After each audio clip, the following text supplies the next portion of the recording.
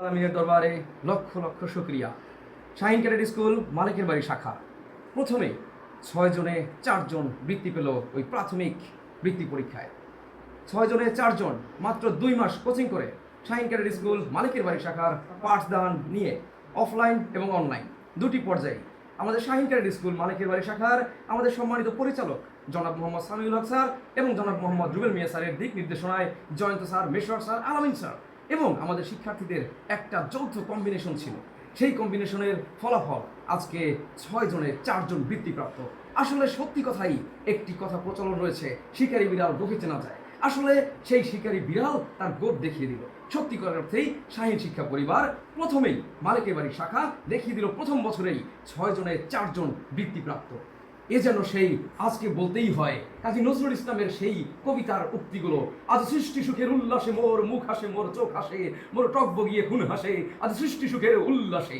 এই বৃত্তিপ্রাপ্ত শিক্ষার্থীদেরকে নিয়ে আজকে আমরা চলে যাচ্ছি আমাদের এই সুখের সময়। আমাদের পরিচালক জনাব মোহাম্মদ রুবেল মিয়া স্যার তিনি এখন মিষ্টি মুখ করাবেন আমাদের বৃত্তিপ্রাপ্ত শিক্ষার্থী মরিয়ম চলে আসবে আমাদের পরিচালক জনাব মোহাম্মদ রুবেল মিয়া স্যারের কাছ থেকে মিষ্টি মুখ করার জন্য।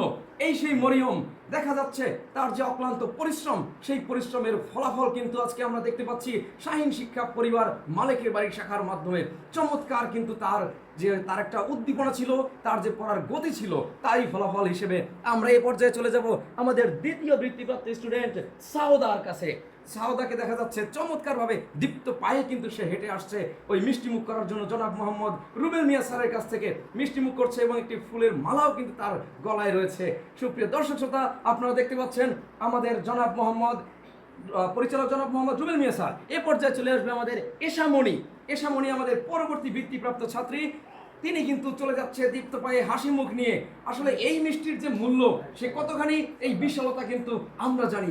এ পর্যায়ে চলে আসবে আমাদের সাফা চলে যাচ্ছে আমাদের পরিচালক মহোদয়ের কাছে মিষ্টি মুখ করার জন্য।